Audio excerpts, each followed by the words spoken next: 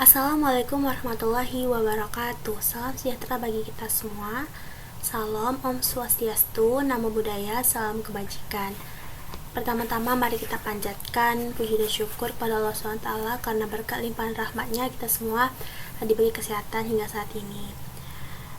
Yang saya hormati dosen pengampu mata kuliah Statistik Pendidikan Bapak Dr. Nurmanza MPD dan teman-teman YouTube, para YouTuber yang saya banggakan. Sebelumnya, di sini saya akan menjelaskan visi dan misi dari program studi pendidikan bahasa Indonesia. Yang pertama, visi menyelenggarakan pendidikan pada program studi pendidikan bahasa Indonesia yang unggul, berbudaya, dan berdaya saing internasional tahun 2025. Misi ada 5. Yang pertama, menyelenggarakan dan mengembangkan program pendidikan bahasa Indonesia dan menghasilkan lulusan berkarakter dan berdaya saing internasional. Yang kedua, menyelenggarakan penelitian kawasan pesisir dan hutan hujan tropis bidang pendidikan bahasa Indonesia yang digunakan untuk mengembangkan kualitas pembelajaran dan memperoleh rekognisi internasional. Yang ketiga, menyelenggarakan pengabdian kepada masyarakat atau PKM dalam bidang pendidikan bahasa Indonesia sesuai dengan kebutuhan wilayah dan nasional. Yang keempat, meningkatkan kerjasama kegiatan Tira Dharma dalam bidang pendidikan bahasa Indonesia dengan berbagai instansi lokal, nasional, dan internasional. Yang kelima, meningkatkan sistem tata kelola program studi yang profesional, tangguh, adil, dan berkelanjutan. Sebelum kita masuk ke materi, izinkan saya ada sebuah pantun. Perut sakit minum jamu, sampai beli jenis 2, haruslah terus menuntut ilmu sebagai bekal di masa tua. Sebelum saya menampilkan materi, jangan lupa para sahabat YouTube untuk like, komen, dan subscribe, lalu nyalakan centang notifikasinya agar tidak ketinggalan video-video selanjutnya. Selamat menyaksikan.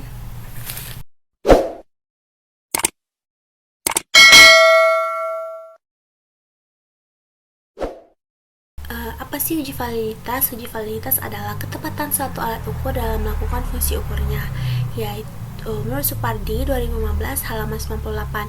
Lalu ada beberapa jenis validitas. Yang pertama, validitas isi atau content validity atau kokuler, yang mengukur tujuan khusus sejajar dengan materi atau isi pelajaran diberikan data kurikulum. Lalu ada validitas konstruksi atau construct validity, yaitu butir-butir instrumen penilaian yang dibangun mengukur setiap aspek berpikir yang terdapat dalam tujuan pembelajaran dan indikator pencapaian kompetensi. Lalu ada validitas konkuren atau validity atau empiris, hasilnya sesuai dengan pengalaman lampau dengan sekarang. Lalu ada validitas prediksi atau predictive validity yang memiliki kemampuan meramalkan apa yang terjadi pada masa yang akan datang. Lalu kita bisa menghitung validitas butir instrumen menggunakan rumus korelasi poin serial. Lalu pasti kita ketahui bahwa setiap penghitung itu pasti ada rumus. Bisa kita lihat sama-sama rumus korelasi poin serial atau RPBI, yaitu RPBI sama dengan MP dikurang MT dibagi ST dikali akar P bagi Q. Di sini keterangannya yaitu RPBI merupakan koefisien korelasi poin serial, MP sama dengan rata-rata skor dari subjek yang menjawab benar bagi item yang dicari validitasnya, lalu ada MT itu rata-rata skor total, lalu ada ST standar deviasi dari skor total, lalu ada P proporsi siswa yang menjawab benar, lalu ada Q proporsi siswa yang menjawab salah. Lalu kita bisa menghitung standar deviasi, bisa kita lihat sama-sama. Lalu kita bisa menghitung validitas menggunakan rumus statistik korelasi poin serial dengan rumus RPBI MP kurang MT bagi ST dikali P bagi Q. Lalu kita bisa membandingkan nilai R kritis dengan R tabel atau R produk momen. Untuk melihat T tabel harus membandingkan dengan R kritis. Yang pertama kita degree of freedom atau derajat kebebasan. Lalu ada level of significance atau alpha, tingkat signifikasi yang dinyatakan dengan persentase. Lalu kita mengambil kesimpulan dengan perbandingan nilai R kritis dengan R tabel. Lalu bisa kita lihat klasifikasi tingkat validitasnya. kita bisa menghitung reliabilitas butir instrumen penilaian tes objektif. Reliabilitas itu apa sih? Reliabilitas itu mengukur pada waktu yang berlainan hasilnya akan tetap sama. Lalu pasti kita akan ketemu rumus lagi, yaitu rumus QR20 atau R11, yaitu R11 sama dengan N dibagi N kurang 1 dikali ST kuadrat sigma PQ dibagi ST kuadrat. Bisa kita lihat keterangannya, R11 adalah reliabilitas butir instrumen penilaian secara keseluruhan, yang P merupakan proporsi siswa yang menjawab benar. Banyaknya siswa yang menjawab benar dibagi jumlah seluruh siswa. Lalu ada Q, proporsi siswa yang menjawab salah. Lalu ada sigma PQ, merupakan jumlah hasil perkalian P dan Q. Lalu ada N, banyaknya peserta. Lalu ada ST kuadrat, yaitu standar deviasi dari tes atau akar varian. Lalu kita menghitung validitas butir instrumen penilaian uraian dan skala sikap dengan skala Likert. Kita pasti ketemu lagi dengan rumus sahabat-sahabat YouTuber, yaitu dengan rumus produk momen RXY sama dengan N dikali sigma XY dikurang sigma X dikali sigma Y dibagi akar N sigma X kuadrat dikurang sigma X kuadrat, lalu dikali N sigma Y kuadrat dikurang sigma Y kuadrat. Ingat, nilai X adalah nilai masing-masing butir soal untuk setiap responden, sedangkan nilai Y adalah nilai skor total semua jawaban dari seluruh responden. Lalu kita menetapkan validitas dengan membandingkan hasil RXY dengan T-tabel. Lalu, apabila nilai RXY lebih besar dari T-tabel, maka dinyatakan valid. Kita bisa menghitung validitas instrumen penilaian hasil belajar dengan membandingkan hasil ulangan varian dengan hasil ulangan semester. Maksudnya kita tuh harus menghitung dulu. Sebelum itu kita harus menghitung dulu ya guys, teman-teman. Pasti akan selalu ada rumus seperti yang tadi. Lalu selanjutnya kita ke menghitung reliabilitas instrumen penilaian bentuk uraian, skala sikap, dan pedoman observasi. Pertama kita menghitung reliabilitas dengan rumus Alpha-Cronbach. R11 sama dengan K dibagi K1 dikali SB kuadrat dibagi ST kuadrat. Keterangannya di sini, R11 merupakan reliabilitas keseluruhan butir instrumen penilaian dicari. K merupakan kelompok yang banyaknya butir instrumen penilaian yang diuji reliabilitasnya. Lalu ada 1, yaitu bilangan tetap. Lalu ada SB kuadrat, yaitu jumlah varian butir. Lalu ada ST kuadrat, jumlah varian skor total yang harus dicari menggunakan rumus berikut, yaitu ST kuadrat sama dengan sigma XT kuadrat dikurang sigma T kuadrat dibagi N lalu dibagi N. Kita bisa menetapkan reliabilitas dengan membandingkan hasil R11. Apabila melebihi nilai 0,7 atau di atas min 7 maka reliable. Di sini kita bisa lihat kategori koefisien reliabilitasnya ya guys. Lalu kita ke materi selanjutnya, yaitu uji normalitas. Sebelumnya, apa sih uji normalitas itu, sahabat-sahabat YouTuber? Uji normalitas itu adalah persyaratan untuk pengujian hipotesis pada statistik inferensial yang bertujuan mempelajari apakah distribusi sampel yang dipilih berasal dari sebuah distribusi populasi normal atau tak normal. Menurut Kadir 2015 halaman 143. Lalu ada kita selanjutnya itu ada teknik analisis yang wajib uji normalitas. Ada 2, yaitu uji T atau t-test, lalu ada uji F atau uji serentak. Uji T itu yaitu salah satu uji statistik untuk menguji kebenaran hipotesis yang diajukan oleh peneliti dalam membedakan rata-rata pada dua populasi. Lalu uji F yaitu untuk melihat bagaimana pengaruh semua variabel secara bersama-sama terhadap variabel terikatnya. Seperti yang kalian tahu, uji normalitas itu bisa menggunakan SPSS. Selain manual tadi, kita bisa menggunakan SPSS. SPS ini sangat mudah ya guys, dan sangat membantu sekali. Bisa kita lihat sama-sama bagaimana langkah-langkahnya uji normalitas dengan menggunakan SPSS. Yang pertama kita buat dulu tuh data view, lalu kita menggunakan tampilan value labels. Lalu kita di sini contohnya datanya ujian bahasa Indonesia dari 20 siswa dalam satu kelas. Bisa kita lihat sama-sama. Lalu kita klik analysis, descriptive statistik, lalu explore. Explore ini masukkan variabel, dilakukan pengujian ke kolom dependent list. Lalu kita masukkan variabel factor list untuk melakukan pengujian berdasarkan kriteria tertentu. Misalnya, uji normalitas data ini dibedakan berdasarkan jenis kelamin. Setelah itu kita klik plots pada jendela explore dan centang normality plot with test. Lalu kita klik continue, lalu klik OK, dan hasil pengujian ditampilkan pada jendela output. Lalu kita membaca hasil uji normalitas SPSS. Selanjutnya kita ke uji homogenitas. Materi selanjutnya yaitu uji homogenitas. Apa sih uji homogenitas itu, sahabat YouTuber? Kita harus tahu dulu, yaitu suatu uji yang dilakukan untuk mengetahui bahwa dua atau kelompok data sampel berasal dari populasi yang memiliki varian sama atau homogen. Uji homogenitas sebagai persyaratan untuk pengujian hipotesis pada statistik inferensial yang bertujuan menjaga komparabilitas, terutama untuk pengujian hipotesis tentang perbedaan rata-rata melalui uji T dan uji F. Kadir 2015 halaman 143. Lalu kita mengetahui ada beberapa jenis homogenitas dalam penelitian eksperimen maupun non-eksperimen. Yang pertama kita ada homogenitas teori atau konsep. Yang kedua, homogenitas kelompok atau grup. Yang ketiga, homogenitas data atau homogenitas varians. Lalu, ada beberapa teknik homogenitas varian. Homogenitas bisa kalian lihat sama-sama. Lalu ada penentuan homogenitas data. Kita harus pengujian tersebut dikatakan homogen berdasarkan nilai signifikasinya. Yang pertama, nilai signifikannya P lebih besar dari 0,05 menunjukkan kelompok data berasal dari populasi yang memiliki varian yang sama atau homogen. Lalu yang kedua, nilai signifikasi V lebih kecil dari 0,05 menunjukkan masing-masing kelompok data berasal dari populasi dengan varian yang berbeda atau tidak homogen. Lalu kita ke materi. Uji korelasi itu bisa dilakukan secara manual dan SPSS.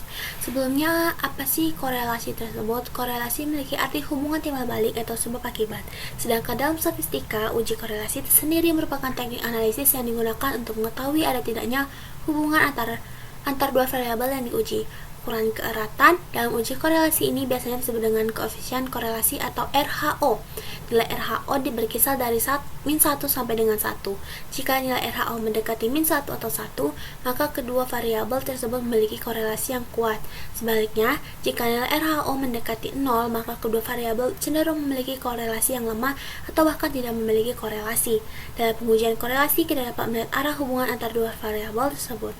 Hubungan antar dua variabel bisa memiliki korelasi positif maupun korelasi negatif. Selanjutnya kita ke materi analisis regresi. Yang pertama kita harus mengetahui lagi apa sih analisis regresi. Analisis regresi adalah satu teknik analisis dari jenis penelitian asosiatif yang mempelajari pengaruh variabel bebas atau prediktor terhadap variabel tak bebas atau kriterian.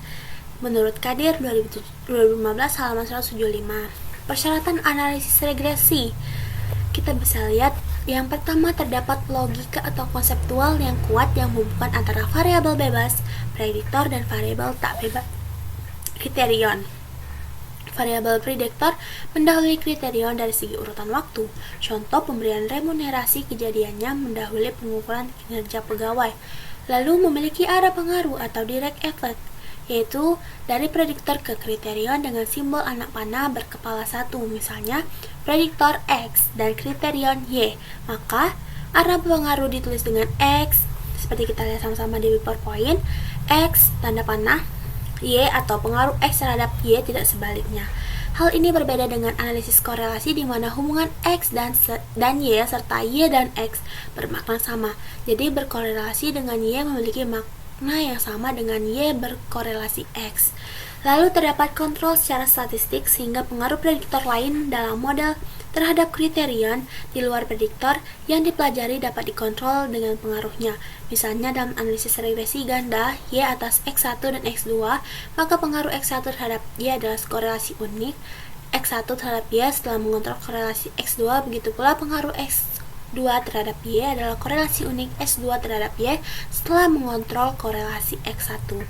Lalu, persyaratan terakhir, yaitu dalam analisis regresi secara efektif bekerja melalui uji signifikasi koefisien persamaan regresi uji B atau uji koefisien korelasi parsial.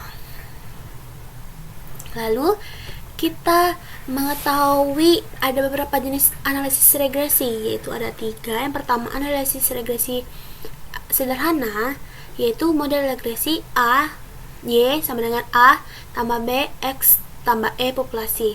Fungsi taksiran Y sama dengan A tambah BX sampel. A sama dengan A itu konstanta, lalu B itu koefisien regresi atau slope.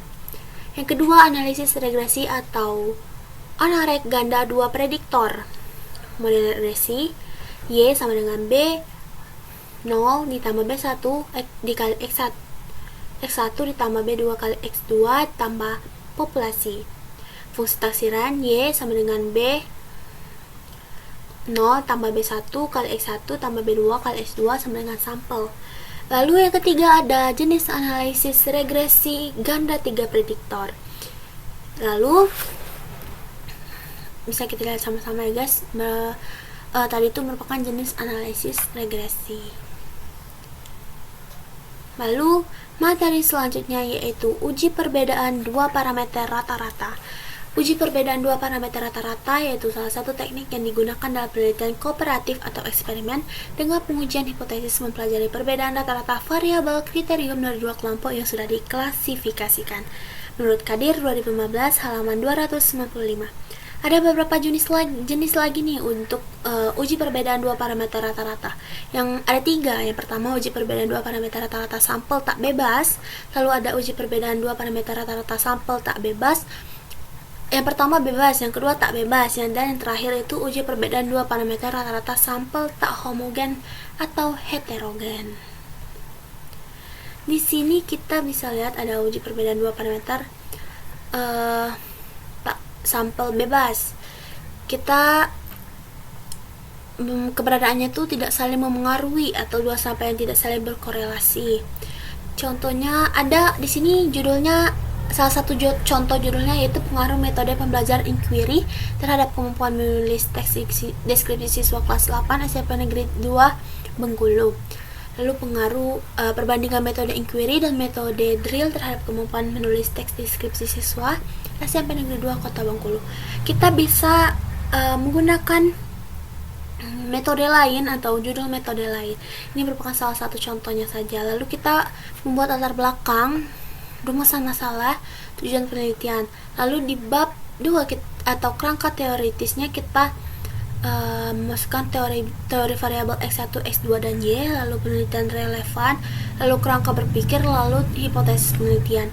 Ada pengaruh metode pembelajaran inquiry terhadap kemampuan menulis teks deskripsi siswa kelas 8 SMP Negeri 2 Kota Bengkulu. Lalu di bab 3 kita melakukan metodologi penelitian. Kita bisa menggunakan metode dan desain penelitian, populasi sampel, teknik pengumpulan data, lalu tes instrumen penelitian. Yang terakhir, materi terakhir yaitu pengertian analisis varians. Analisis varians adalah salah satu teknik yang digunakan dalam penelitian komparatif atau eksperimen dengan pengujian hipotesis mempelajari rata atau menguji hipotesis yang menyatakan perbedaan parameter rata-rata variabel kriterium untuk lebih dari dua kelompok sampel. Menurut Kadir 2015 halaman 313. Lalu ada jenis analisis varians. Ada analisis varians satu jalan, ada analisis varians satu jalan group within treatment atau GWT, lalu ada analisis varians dua jalan. Kita mau ngambil contoh yang analisis varians satu jalan. Ada rumusan masalah, ada hipotesis statistik, bisa kita lihat sama-sama ya guys. Lalu analisis varians ini kita bisa menggunakan metode SPSS dan manual ya guys, seperti materi-materi pada berikutnya di PowerPoint ujian ANOVA tadi. Ini langkah-langkah menggunakan SPSS seperti biasanya. Bisa kita lihat, kita klik analis, compare means, lalu on way ANOVA, lalu kita masukkan ke dependent list dan faktor, lalu kita setelah itu kita klik on one way ANOVA 2K, Bila continue, kita pilih, kita centang yang ada di PowerPoint saya. Lalu bisa terlihat outputnya. Materi kita mengenai analisis varian satu jalan. Apabila saya ada salah kata, saya mohon maaf. Pada Allah saya mohon ampun. Dan kepada para sahabat YouTuber, semoga video ini bermanfaat. Terima kasih. Wassalamualaikum warahmatullahi wabarakatuh. Bye bye.